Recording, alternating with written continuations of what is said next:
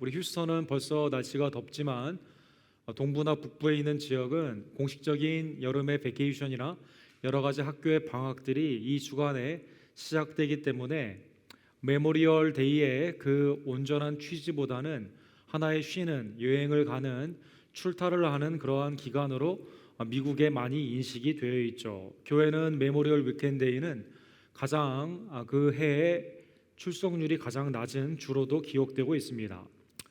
몇 년 전에 저희 부모님들과 우리 교회 어르신들과 함께 워싱턴 DC와 뉴욕에 효도 관광을 한 적이 있었습니다. 거기에 알링턴이라는 곳에 미국의 국립묘지가 있는데요. 거기에 한국관 그것을 견학할 수 있는 그러한 기회가 있었습니다.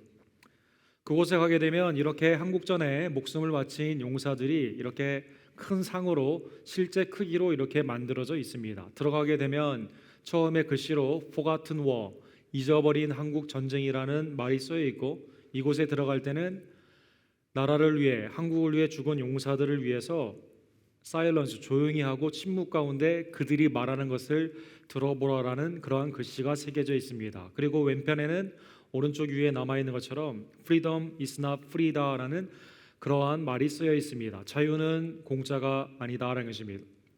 민주주의와 자유를 주기 위해 이렇게 많은 사람들이 그의 목숨을 희생했다라는 글씨가 그렇게 쓰여져 있는 것이죠. 그들은 전쟁 가운데 죽었지만 지금도 우리에게 무슨 메시지를 주고 있는 것입니다. 우리가 누리고 있는 이 자유가 그냥 온 것이 아니라 누군가의 희생의 가치로 말미암아 그리고 그 자유를 소중히 여기라는 그 음성 가운데 이렇게 메모리얼 데이에 순국 여사들, 현충일과 같은 이러한 날 가운데 그들의 희생을 우리는 생각하고 있는 것입니다. 히브리서 11장은 믿음장으로 알려져 있습니다. 지난주에 본 것처럼 우리에게 주신 그 믿음은 방향성이 있는데 그 방향성은 후진이나 멈추는 것이 아닌 앞으로 전진하는 표대를 향해 우리의 인생의 경주를 마치는 것이다라는 말씀으로 10장이 마무리되어 있습니다. 휴스턴에도 3만여 명이 참여하는 1월에 있는 쉐브론 마라톤이 있습니다. 실제 42.195km를 뛰는 사람은 3만 명 중에 얼마나 될까요? 대부분의 분들은 10K, 그냥 1000m 정도나 아니면 40K 정도에서 머물게 되지만 41.195km에 참여하는 사람은 이 중에 약 5분의 1, 20%밖에 되지 아니하며 그 중에서도 마지막 레이스까지 마치는 사람은 불과 300여 명밖에 되지 않는 것입니다. 그러기에 우리는 멈추거나 뒤로 물러가는 그러한 경주가 아닌 완주를 할 수 있도록 믿음을 끝까지 지켜야만 되는 것입니다. 나의 의인은 믿음으로 말미암아 살리라. 또한 뒤로 물러가면 내 마음이 그를 기뻐하지 아니하리라 하셨느니라. 우리는 뒤로 물러가 멸망할 자가 아니요 오직 영혼을 구원함에 이르는 믿음을 가진 자니라. 영혼을 구원하는 구원함에 이르는 믿음, saving faith라고 하는 영혼 구원까지 이르는 그 믿음은 도대체 무엇일까요? 멈추거나 옆으로 가거나 뒤로 가지 않고 멸망이 아닌 영혼 구원의 그 하나님의 놀라우신 구원의 역사 가운데 온전히 이르는 그 믿음은 무엇일까요? 그 믿음에 대해 오늘 11장은 전체적으로 우리에게 알려주고 있는 것입니다. 성경에 보면 믿음이라는 단어가 굉장히 많이 쓰여져 있습니다. 믿음, 소망, 사랑에 대해서 이것은 영원한데 그 중에 제일은 사랑이라 우리가 외우는 고린도전서 13장의 말씀도 있고, 이 외에도 성경에 약 280여나 믿음이라는 피스티스라는 이 헬라 단어가 쓰여져 있는 것입니다. 게하드 키틀이라는 신약에 있는 모든 용어를 정리한 뉴 테스트먼트 티올로지컬 딕셔너리 신약 사전을 쓰신 분에 의하면 믿음에는 본질적인 이 네 가지의 요소가 충족이 돼야만 이 단어를 당시에 쓸 수 있었다고 합니다. 우리는 흔히 친구, 어떤 사람을 내가 너 믿어라고 말할 수 있고 식구들 간에도 나는 당신 믿는다라는 말을 많이 하게 되죠. 그러나 성경에서 쓰여 있는 이 믿음은 특수한 네 가지의 본질적인 모습 가운데 쓰여졌던 헬라 단어다라는 것입니다. 믿음에 대해 대표적인 말씀은 요한복음 3장 16절입니다. 우리 다 같이 외워보도록 하겠습니다. 하나님이 세상을 이처럼 사랑하사 독생자를 주셨으니 이는 그를 믿는 자마다 멸망치 않고 영생을 얻게 하려 하심이라. 하나님이 사랑 가운데 독생자를 주셨습니다.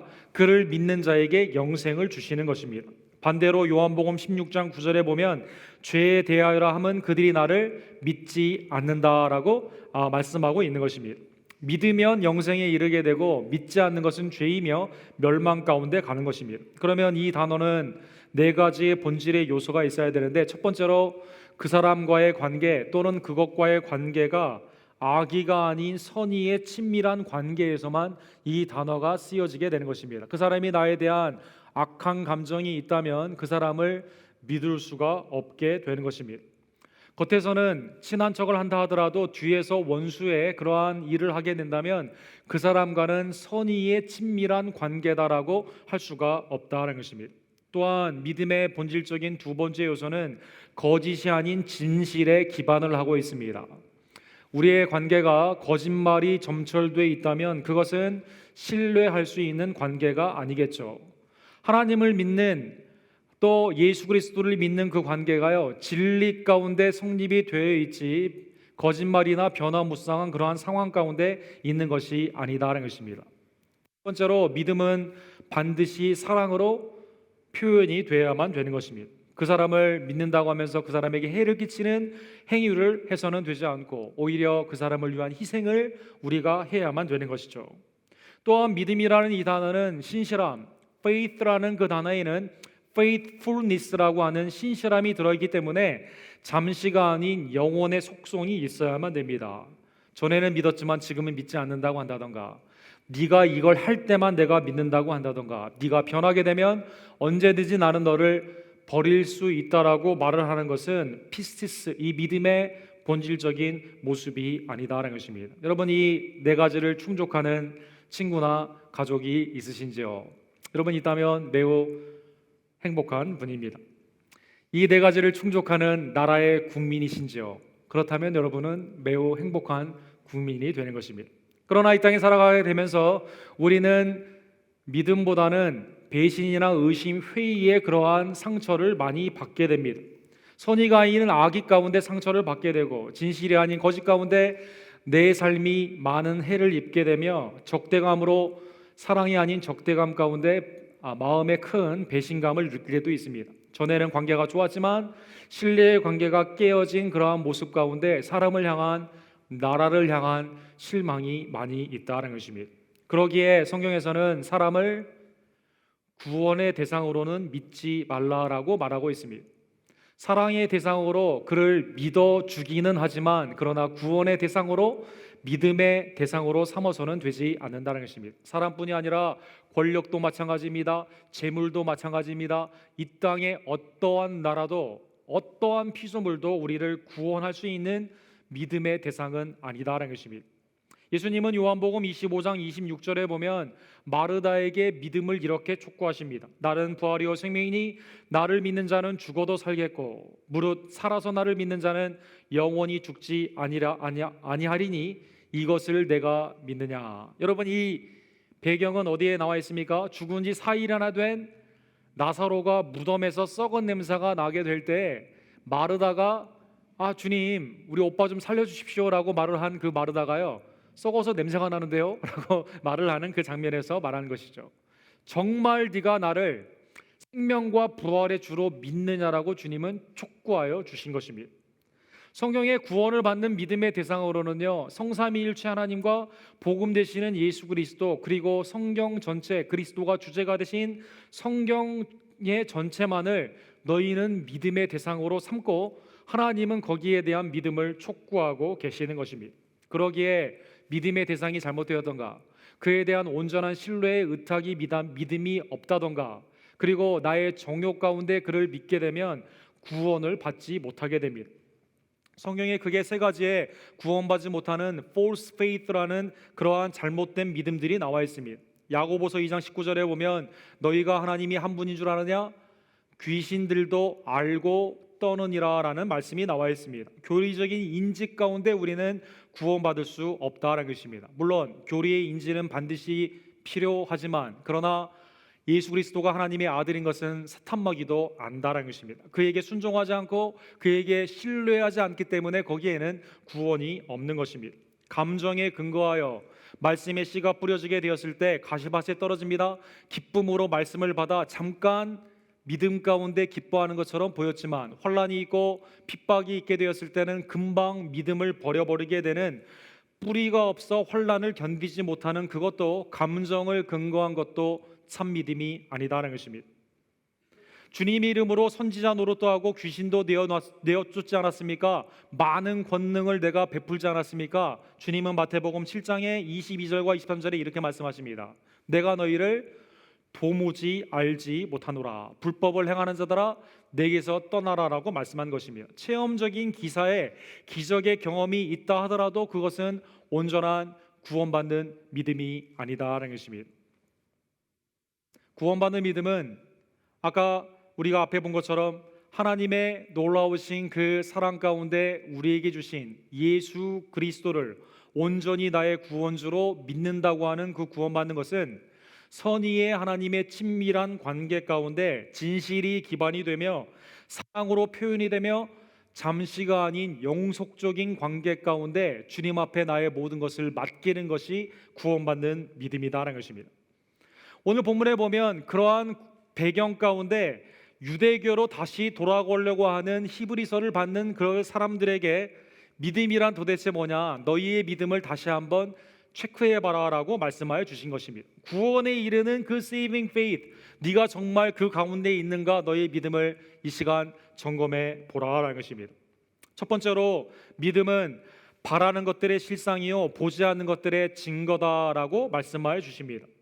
쓰여진 헬라 단어가 해석이 조금 어려운 단어입니다. 소망의 실상, 바라는 것들의 실체이다라는 그러한 모습으로 번역될 수가 있습니다. 루터는 독일말로 신약을 번역하게 되었을 때 미래의 소망에 대한 오늘의 분명한 신뢰이다라고 말하고 있습니다. 성도가 미래에 바라는 그것에 대한, 그것이 아직 이루어지지는 않았지만 오늘 분명하게 거기에 대해서 신뢰하는, 실체처럼 믿고 지금 있는 그것이 믿음이다라는 것입니다. 확실한 증거다라고 말하고 있습니다. 육의 눈으로는 보이지 않아요. 그러나 영적으로는 확실히 그것이 있기 때문에 근거를 가지고 확신하게 되는 증거가 되게 된다라는 것입니다. 우리는 그러면 무엇을 바라기에 그 믿음의 실상을 지금 우리는 가지고 있을까요? 내가 무엇을 바라느냐, 소망하느냐에 따라 우리의 믿음이 참 믿음이냐 거짓 믿음이냐를 분별할 수가 있다는 것입니다. 사람들에게 당신 지금 원하는 것이 무엇입니까? 라고 물어보게 되었을 때 그 사람의 형편을 우리가 알 수가 있죠. 배고픈 사람은 밥을 먹는 것이 소망이라고 말할 수 있는 것 같고, 재정의 어려움 가운데 있는 사람들은 재정에 대한 질문을 할 것이며 여러 가지 것들이 나와 있을 것입니다. 고린도전서 15장 19절에 보면 성도의 바람은 이렇게 나와 있습니다. 만일 그리스도 안에서 우리가 바라는 것이 다만 이 세상의 삶뿐이면 모든 사람 가운데 우리가 더욱 불쌍한 자니라. 보이는 것, 이 땅에 있는 현실적인 것에 우리가 바라는 것이라면 우리의 믿음은 온전한 참 믿음이 아니다라는 것입니다. A.W. 토저는 믿음에는 타협이 없다라는 그 유명한 책을 쓰셨습니다. 세상 가운데 내가 바라는 것 다 원하고 원하는 걸 이루기를 원하기 위해 예수님을 얹혀놓는 것이 아니다라는 것입니다. 기복신앙처럼 내가 세상 가운데 나의 행복을 위해 이 땅에 주는 모든 것들을 차지하기 위해 주님 앞에 바란다면 그것은 우리의 참 믿음이 아니다라는 것입니다. 적당히 섞은 것처럼 타협을 하여 우리의 삶 가운데 온전하게 주님의 그 영광을 바라지 않고 세상의 것, 육신의 정욕과 안목의 정욕과 이생의 자랑 가운데 함께 나아가게 된다면 우리는 세상과 함께 동시에 멸망하게 된다는 것입니다. 참 성도는 성경에 보면 무엇을 도대체 바랄까요? 다윗, 세상의 부귀영화를 다 받았던 그는 그의 인생 가운데 시편 27편 4절에 있는 말씀을 통해 한 가지 일을 바랬다라고 하나님께 고백하고 있습니다. 참 성도는 그 바라는 것을 통해 그의 믿음이 참인지를 알게 되는데요, 오늘 본문에 나와 있는 그 바라는 것들의 실상이 무엇인지 우리에게 정확히 말씀해 주는 것입니다. 우리의 바람이 되기를 원하며 함께 같이 읽도록 하겠습니다. 내가 여호와께 바라는 한 가지 일, 그것을 구하리니 곧 내가 내 평생에 여호와의 집에서 살면서 여호와의 아름다움을 바라보며 그의 성전에서 사모하는 그것이라. 예배 중심으로 하나님의 성소에서 하나님을 바라는 그 신앙이 이 가운데 나와 있는 것입니다. 히브리서 기자는 이미 하나님의 말씀 가운데 바라는 것, 성도의 바라는 것이 뭐냐라는 것에 이미 우리에게 알려주셨습니다. 대제사장 예수 그리스도로 말미암아 하나님이 보이지는 않지만 이미 우리에게 바라는 그 소망을 약속으로 인쳐 주셨습니다. 그것은 영원한 안식입니다. 그것은 하나님의 영원한 기업입니다. 그것은 하나님의 그 보좌 앞에 담대히 나아갈 수 있는 예배의 특권입니다. 그리고 그것은 영원히 하나님과 예배를 드리는 지성소가 있는 천국이다라는 것입니다. 성도가 바라는 것은 예수 그리스도로 말미암아 주님과 영원히 함께 있는 다윗의 고백처럼 주님의 재림으로 말미암아 우리에게 열려지게 되는 새 하늘과 새 땅, 하나님의 영광을 우리는 바라는 것이다라는 것입니다. 우리 언덕교회에 있는 모든 성도 여러분, 지금 우리는 바라는 것이 무엇일까요? 그 바라는 것에 따라 우리의 믿음이 나타나게 된다는 것입니다.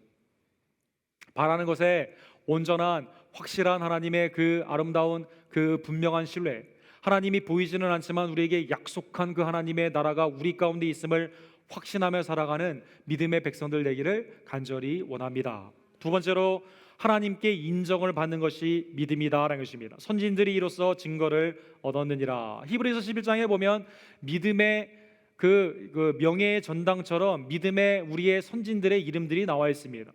아브라함을 통해 역사가 시작되기 이전에 아벨, 에녹, 노아를 통해 하나님께 인정을 받는 믿음의 선진들, 살아계신 하나님의 이름을 말을 할 때 죽은 자의 하나님이 아니라 아브라함의 하나님, 이삭의 하나님, 야곱의 하나님이라고 말하는 믿음의 족장들, 출애굽 때 모세를 위해서 함께 믿음으로 모세를 지켰던 여인들과 모세, 그리고 가나안 땅에 하나님의 나라와 유업의 그 은혜를 나타냈던 북이스라엘과 남유다의 땅을 통해서 나타난 믿음의 용사들과 여인들이 하나님 앞에 믿음을 인정받게 된 것입니다. 하나님 앞에 믿음의 인정을 받은 믿음의 조상은 대표적인 예로 아브라함을 볼 수가 있습니다. 창세기 15장 6절에 보면 아브라함이 하나님을 믿으니 하나님이 그를 의로 여겼다라고 말씀하고 있습니다. 아브라함의 상황은 도대체 어떤 상황이었길래 하나님이 아브라함이 가졌던 믿음이 도대체 무엇이었길래 하나님은 그를 의로 여겼을까요? 로마서 4장 18절에 보면 아브라함은 hope against hope, 바랄 수 없는 중에 바랬다라고 나와 있습니다. 세상 가운데는 100세가 된 사람이 아이를 낳을 가능성이 없습니다. 아내는 경수가 끊겨졌습니다. 생리적으로 불가능하다라는 것입니다. 그러나 하나님의 약속이 아들을 준다는 그 약속에 믿음의 실상, 확실한 분명한 신뢰가 있었기 때문에 그는 흔들리지 않고 믿었던 것입니다. 믿음이 오히려 약해지지 아니하고 하나님의 그 약속을 20절에 보면 의심하지 아니하며 오히려 믿음이 견고해져서 하나님께 영광을 돌린 것입니다. 약속하신 그 하나님은 반드시 이루신다는 그 능력을 믿고 끝까지 인내했던 그 믿음 가운데 하나님이 그를 의롭다 칭하여 주셨다는 것입니다. 선진들을 통해 이 믿음은 우리에게 좋은 예로 우리에게 말씀하고 있습니다. 내 상황이 잘 풀려서가 아닙니다. 내 상황 가운데 하나님의 징조들이 많이 나타나서가 아닙니다. 지금은 힘들고 어렵지만 하나님이 분명히 말씀하시고 이룰 수 있는 능력이 있기에 세상은 바랄 수 없는 무희망의 세상이 있지만 나는 그것을 어게인스트하여 바랄 수 없는 중에 하나님의 그 은혜를 바라는 것이 믿음이다라는 것입니다. 세 번째로 믿음은 창조주 하나님을 믿는 것입니다.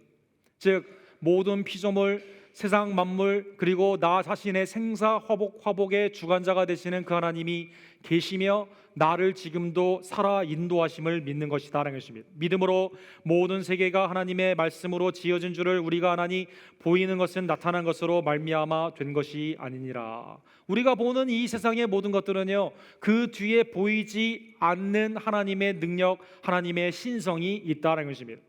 이거는 하나님의 형상과 모양으로 창조된 모든 자에게 주신 하나님의 은혜입니다. 일반 은총 가운데 하나님은 창세로부터 그의 보이지 아니하는 것들 곧 그의 영원하신 능력과 신성이 그가 만드신 만물에 분명히 보여 알려졌나니 그러므로 그들이 핑계하지 못할지니라. 아름다운 자연을 보며 저는 한 번도 제 경험 가운데 어떻게 작은 세포 하나가 이렇게 진화되어 아름답게 되었느냐, 그렇게 말한 사람 한 번도 못 봤습니다. 믿는 자는 주 하나님 지으신 모든 세계 하나님을 찬양하는 것을 보았습니다. 믿지 않는 자도 야, 참 자연은 아름답다라고 말하게 되는 것이죠. 우리 옆에 있는 형제 자매들 서로 얼굴을 쳐다보면서 야, 원숭이가 아름답게 진화되었다 이렇게 말하는 분이 있습니까? 아닙니다. 당신은 하나님의 선한 메스터피스다라고 서로 말하여 주게 되는 것입니다. 피조물 모든 만물이 다 하나님의 탄식, 하나님을 향한 탄식 가운데 바라는 것은 무엇입니까? 예수 그리스도가 오는 것입니다. 새하늘과 새 땅을 모두가 바라는 것이다라는 것입니다. 성도는 당연히 생사화복의 주관자가 되시며 나를 창조하시고 인도하시는 선한 하나님께 믿음을 두는 그 모습이 믿음의 모습이다라는 것입니다. 소련과 미국이 달을 향한 그 탐험의 계획 가운데 서로 경쟁을 했습니다. 처음으로 먼저 우주에 나가서 우주에서 유영을 한다고 하죠. 수영을 하는 것처럼 우주에 떠다녔던 사람은 1965년에 있었던 알렉세이 레노프라는 분이었다고 합니다. 이분은 그 소련의 우표에 보게 되면 우주에서 수영을 하는 것처럼 보이는 유영의 모습으로 아주 유명한 분이죠. 그리고 이분이 이렇게 말을 했습니다. 불신자인 이분은요, 지구가 둥글다라고 말을 했습니다. 바깥에서 보니까 지구가 둥글다라는 것입니다. 뭐 별 큰 의미는 없지만 어쨌든 바깥에서 보니까 둥글다고 하니까 뭐 그것도 뭐 의미를 둘 수는 있겠죠. 그러나 달에 간 1969년 닐 암스트롱을 비롯한 2명의 우주 비행사는 뭐라고 말했습니까? 하나님이 지으신 지구는 아름답다라고 말한 것입니다. 같은 걸 봤어요. 무신론자는 그냥 둥글다라고 했습니다. 같은 걸 봤는데 하나님의 아름다움을 그는 보게 된 것입니다. 눈에 보이는 대로 판단하게 되면 세상의 논리를 가지고 판단하게 되겠지만 영적인 눈으로 보게 되면 하나님의 관점으로 본다라는 것입니다.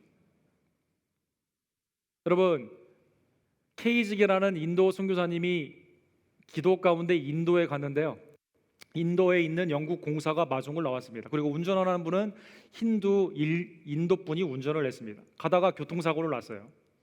그러니까 힌두 이분이 내가 전생에 소를 먹었나, 아니면 소신이 나에게 왜 이런 저주를 주냐 이렇게 말을 했다고 합니다. 같은 사건인데 영국의 공사는 너 왜 차 정비를 안 해가지고 왜 사고가 나게 했냐라는 것이죠. 그런데 이 케이직 선교사님은요, 기도하면서 주님, 내가 이렇게 기도 가운데 인도에 이렇게 오게 됐는데 이 사건이 도대체 나에게 무엇을 말씀하십니까? 라고 말했다는 것입니다. 같은 사건인데 어떤 사람은 우상에게, 어떤 사람은 사회적으로 차 정비 잘못해서 사고 난 거고, 어떤 사람은 하나님의 뜻을 구했다는 것입니다. 사랑하는 성도 여러분, 보이지 않는 하나님의 능력과 신성이 오늘날 여러분과 저의 삶 가운데 지금도 역사하고 계시다는 것입니다. 인간의 육안으로 판단할 수 없는 하나님이 우리의 영안을 열어주셔야만 판단할 수 있게 되는데요, 그것이 믿음이다라는 것입니다. 네 번째, 참 믿음은 예배로 나타나게 되는 것입니다.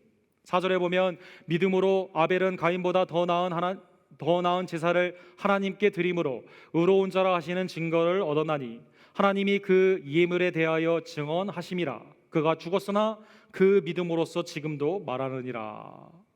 창세기 4장에 나타나 있는 사건을 의미하고 있습니다. 그는 하나님 앞에 예배를 드렸어요. 제물을 드렸습니다. 그런데 오늘 본문에 보면 더 나은 제사를 드렸다라고 나와 있습니다. 그리고 하나님은 그를 의롭다 칭해 주시게 된 것입니다. 그는 형 가인이 죽임으로 말미암아 첫 번째 순교자가 되었습니다. 믿음 가운데 죽은 것입니다. 그런데 그는 지금도 살아 우리에게 증거하고 있는 것입니다. 뭐에 대해 증거합니까?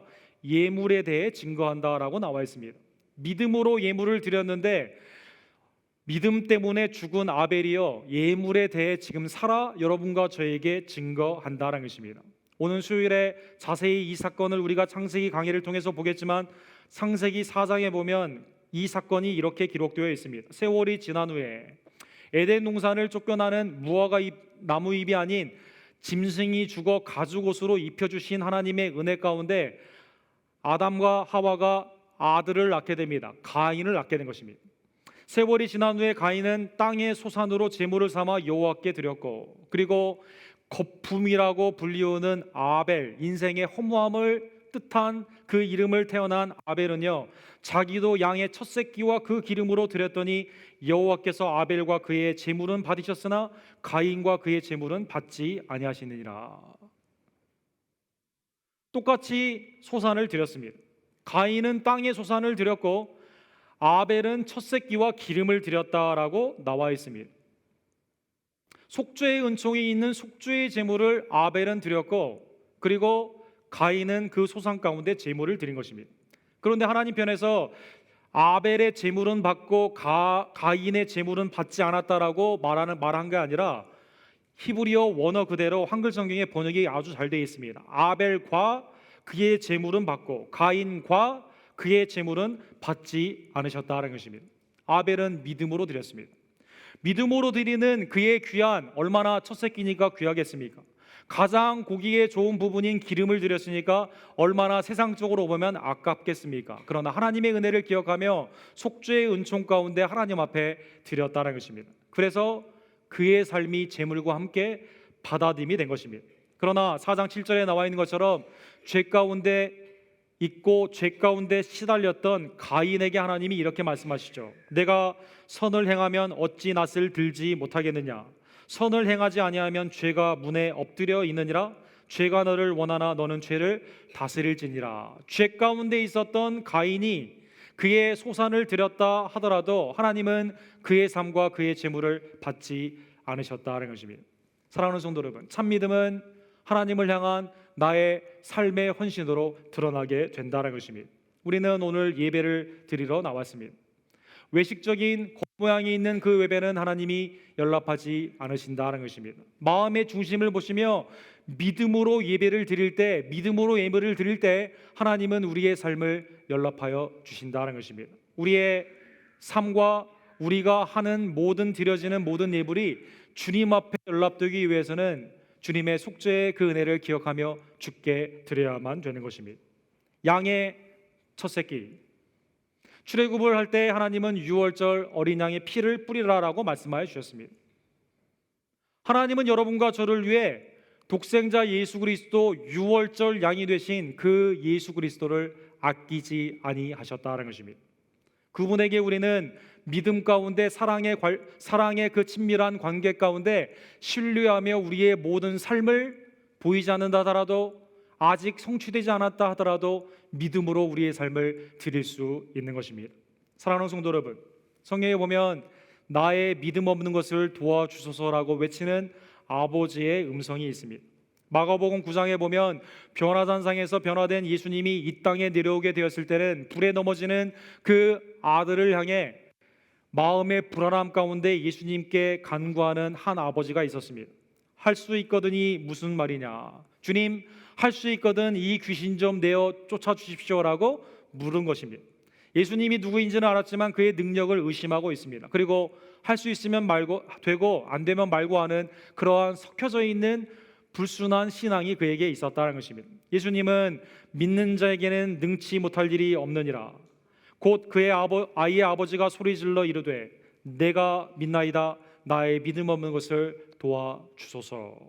사랑하는 성도 여러분, 우리의 믿음은 하나님 안에서의 정말 참 믿음으로 인정받는 믿음일까요? 우리의 삶은 하나님이 연락받기에 합당한, 정말 보이지 않는다 하더라도 이 땅에 성취되지 않는다 하더라도 하나님의 분명한 약속 가운데 유월절 어린 양 예수 그리스도를 향한 우리의 온전한 헌신이 있는 참 믿음일까요? 이 시간 그러한 믿음이 아니라면 주님 앞에 솔직히 주님, 나의 믿음 없는 것을 도와주소서라고 회개하는 우리의 심령 되기를 간절히 원합니다. 너희는 마음에 근심하지 말라. 하나님을 믿으니 또 나를 믿으라. 주님이 떠나간다고 하는 그러한 상황 가운데 제자들은 주님이 없는 이 삶 가운데 나는 어떻게 살아가야 되느냐 근심과 걱정이 있을 때 주님이 하신 말씀입니다. 하나님을 믿으니 또 나를 믿으라. 사랑하는 성도 여러분, 우리는 미래에 대한 염려 가운데 주님의 그 임재를 깨닫지 못하고 지금도 함께 계시며 우리를 위해 능력 가운데 행하시는 주님의 그 역사를 보지 못하고 있는 불신의 눈은 아닌지요. 주님을 믿고 온전히 주님의 임재 가운데 주님을 위해 헌신하는 우리 언덕교회 모든 성도들 되기를 간절히 원합니다. 알링턴 국립묘지처럼 죽어도 지금 우리에게 말을 해주고 있고, 아벨처럼 죽었어도 살아 하나님께 드리는 예물에 대해 말을 하는 믿음의 역사가 지금도 계속되고 있는 것입니다. 제가 신학교에 있었을 때 저희 신학교에 가까운 곳에 뉴베리포시라고 하는 올드 사우트 프레스비테리안 교회라는 교회가 있었습니다. 그곳은 18세기에 있어서 미국의 굉장히 큰 부흥의 운동, 그레이트 어웨이크닝, 대각성 운동의 주인공이 되었던 조지 위필드의 무덤이 있는 곳입니다. 조지 위필드는 영국 분인데요, 미국에서 부흥 운동을 일으켰는데 그가 얼마나 그 말씀에 하나님의 능력이 나타나게 되었는지 그냥 아만 해도 사람들이 아멘을 하게 되고 어만 해도 감동을 받는 아주 전설적인 하나님의 놀라운 은총이 미국의 밭에서도 몇몇 명 앞에서도 소리가 들릴 정도로 쩌렁쩌렁한 그 음성을 가졌던 분입니다. 근데 이 교회에 보게 되면 이 교회 지하에 가시게 되면요 기념관이 있습니다. 조지 위필드뿐만 아니라 그 믿음의 선조들의 묘가 지하에 있어요. 초대교회 카타콤의 모양처럼 이 교회에서는 그것을 기념관처럼 만들기를 원해서요 거기에 묘가 있습니다. 그리고 거기 가면 깜짝 놀라는 게 조지 위필드의 해골이 있습니다. 해골, 오른쪽 사진에 나와 있는 것처럼. 그 밑에는 그의 저널이 있습니다. 일기장이 있습니다. 그 일기장 표지에 이렇게 쓰여져 있습니다. 녹슬어 없어지기보다는 닳아서 없어지기를 원합니다. 이 글이 남아있죠. 그는 1714년에 태어나 1770년에 돌아가시게 되었는데요, 생애 마지막까지 그날도 주일날 설교를 하고 돌아가시게 되었다고 합니다. 어디에 쓴지 말씀을 증거하며 내 믿음이 녹슬지 아니하고 차라리 믿음을 쓰며 닳아 없어지기를 원한 그의 그 바람이 하나님의 은혜 가운데 설교를 하고 그날 돌아가시게 되게 된 것이죠. 사랑하는 성도 여러분, 녹슬어 없어지기보다는 닳아서 없어지기를, 믿음을 쓰지 않는다면 하나님이 우리에게 주신 그 은사로 주신 그 믿음 가운데 구원을 받게 되고 구원에 이르는 그 믿음을 하나님이 여러분과 저에게 주셨는데 그것을 하나님께 온전히 의탁하는 그러한 믿음으로, 순종과 말씀 가운데 나의 모든 삶을 헌신하는 믿음으로 쓰지 않는다면 우리는 녹슨 것처럼 뒤로 물러가 침륜에 빠지게 되는 그러한 삶으로 살게 되는 것입니다. 언덕교회 사랑하는 성도 여러분, 오늘 주신 말씀을 다시 한번 깨달으며 바라는 것들의 실상이 되고 보지 않는 것들의 증거가 되는 이 아름다운 믿음을 하나님께서 우리에게 주셨음을 감사하며 나를 위해 죽으시고 부활하신 6월절 어린 양 예수 그리스도께 나의 모든 삶과 예물을 헌신 가운데 드리는 주님 앞에 인정을 받는 우리의 믿음이 대대손손 우리가 죽는다 하더라도 그 예물에 대해 우리의 헌신에 대해 증거함이 있는 살아 역사하는 귀한 하나님의 백성들 되기를 주님의 이름으로 간절히 축원합니다. 사랑의 하나님 아버지 감사합니다. 하나님의 은혜 가운데 이 세상은 보이는 것이 다가 아니고 보이지 않는 것 가운데 역사하시는 하나님의 능력과 신성, 그리고 보이지 않는다 하더라도 하나님의 그 은혜 가운데 약속하신 것이 분명히 성취되는 믿음으로 살아가는 이 세상임을 우리에게 알려주게 하심에 진심으로 감사를 드립니다. 하나님, 죄인인 우리들의 심령 가운데 성령의 중생함으로 말미암아 구원받는 믿음을 주심에 진심으로 감사를 드립니다. 선진들이 이 믿음 가운데 주님 앞에 연락이 되며 인정을 받게 된 것처럼 우리가 오늘 앞으로 성취되는 하나님의 그 은혜의 약속을 믿으며 흔들리지 않는 확신과 주님을 향한 온전한 신뢰 가운데 하나님이 인정하시는 아름다운 믿음의 소유자들이 다 될 수 있도록 낡아지지 아니하며 닳아지게 되는, 녹슬어 없어지지 아니하며 닳아서 없어지는 우리의 삶이 주님 앞에 전제로 부어지게 되는 하나님의 아름다운 믿음의 백성들이 될 수 있도록 주여 역사하여 주시옵소서. 예수 그리스도의 이름으로 간절히 기도드립니다.